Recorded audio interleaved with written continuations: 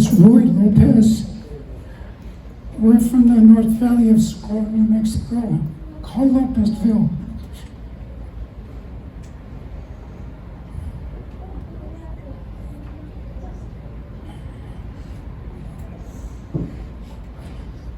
From birth, I was tied to the hips of my brother.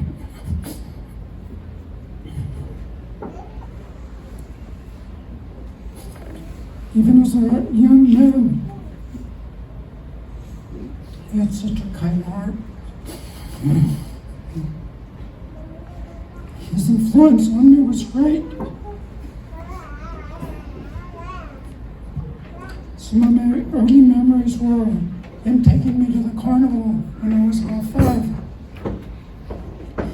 He dragged me onto the Ferris wheel. Said, "You shouldn't do that." And he says, "No, come, you got to do everything I do." Guess what? When we got to the top of the Ferris wheel, it stopped. I threw up all over him. "Why did you do that?" "Well, I told you not to bring me up." We lived on a farm, and we chopped wood. My dad had an old pickup, 1950 pickup, and we would cut the logs to 8 or 10 feet, load them up. But at home, we had to cut them into smaller pieces. We had one of those 6, 8 feet saws back and forth. I couldn't stop until we got all our wood cut. We milked cows. I started milking cows at 5 years old. You say, "Why do the Lopeses have such big forearms?" Well, you milk a cow every day for 20 years. Your arms get big. If you saw wood back and forth for a long time, your arms get big. He organized a baseball team from our area, and we had all hand-me-down equipment. Some of our gloves looked like welding gloves, you know. They were so old, you know. If you ever got hit there, you would feel it. You would learn how to catch a different way. We would play other teams in other areas, and we would always win. And he was like the Fonzarelli of our whole group. I mean, he led us, and when we were losing, he would always pinch hit. And the other team never caught on that he was pinch hitting every third person. You know, what's going on? He always had an idea how to beat the other team. One day when I was growing up, he says, "You can't go to boxing with me tonight. Dad's mad," and he says, "I'm going to have to sneak out of the house." And I was starting to get about as tall as him, and I says, "You got to take me, you got to take me." He says, "No, I'm not going to take you." And I looked at him straight in the face, and I saw his nose, and I go, "Pow!" I hit him in the nose, and he started bleeding. He had been boxing for 3 years. He never had a bloody nose before. So I ran around the truck, and he ran around, and he was getting closer and closer and catching me. And stupid me, I ran toward the corral. He took me to the corral, and he put my face in the cow poop. There was a good thing about it and a bad thing about it. The good thing about it was that I never had acne as a teenager. The bad thing about it was that I smelled like shit for about a week.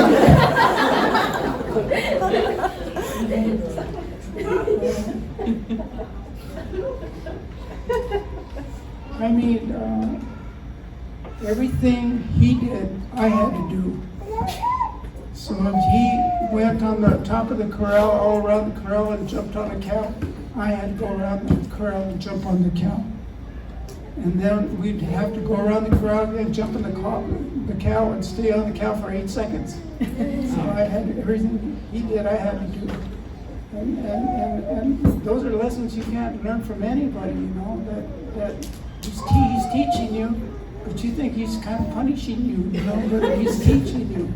All the time he was teaching me things to better myself.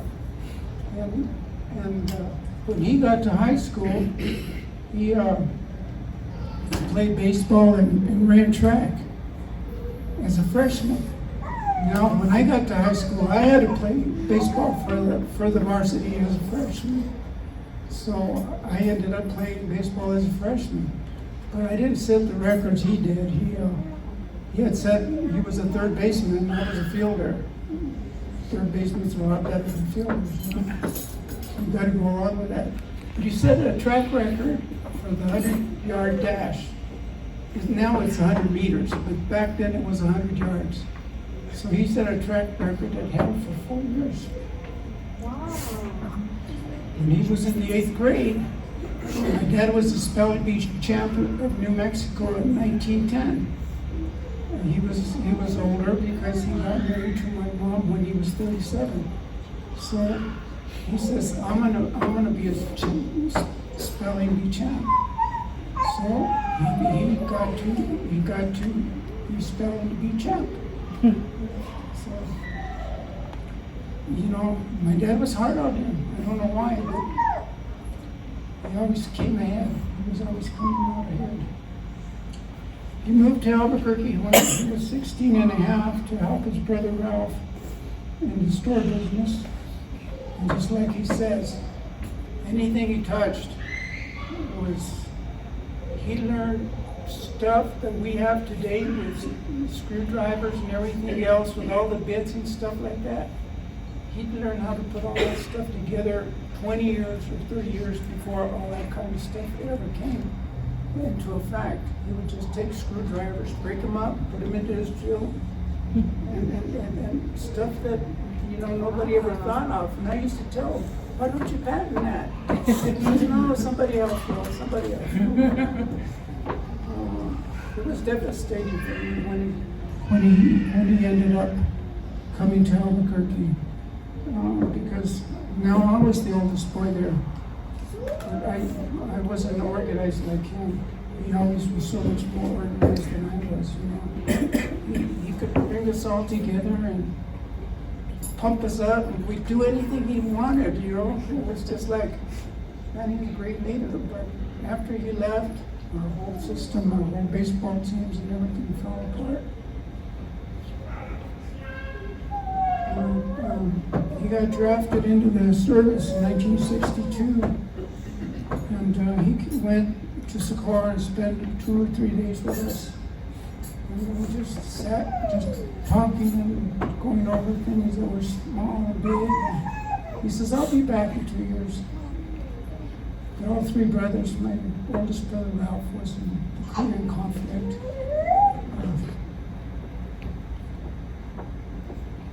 He was in the Cuban conflict.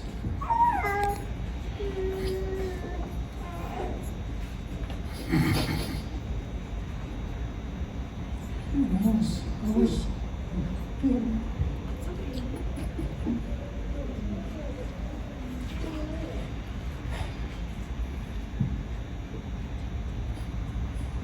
Vietnam conflict.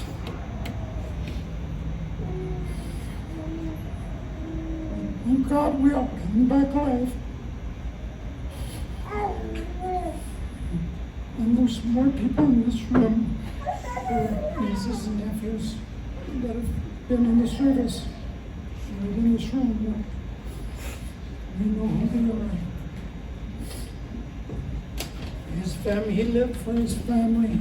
His family was the world to him. He married Eileen and all their family. A few years later, he married Mary. A lot of girls. But the girls always kept an eye on him because he had this figure of 4 that if he got you in it, you weren't going to get out. And once you started reaching for your leg, you know, you knew you were in trouble. Because the figure 4 is it's a nasty hold on your legs.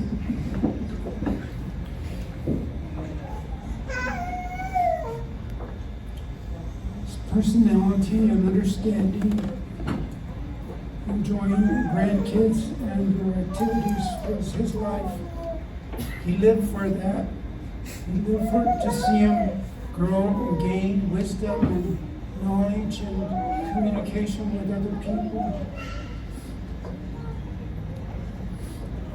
When he got older and retired, he would go down to Socorro with me. We still have the old farmhouse over there, and we'd sit there and say that we were blessed to live as long as we have, because we always brought up our brother Dancy that only made it to 27 from a car accident. He lived a peaceful life and felt honored to have his living family that meant the world to him. And we can go on and on with his family and how much everyone meant to him. And he used to talk to me about them all the time when we were together in road trips that we used to take and stuff.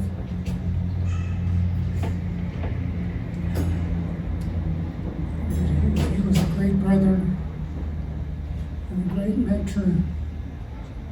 And I'm glad I followed in his footsteps, because he was a great man to me, a great brother. Thank you.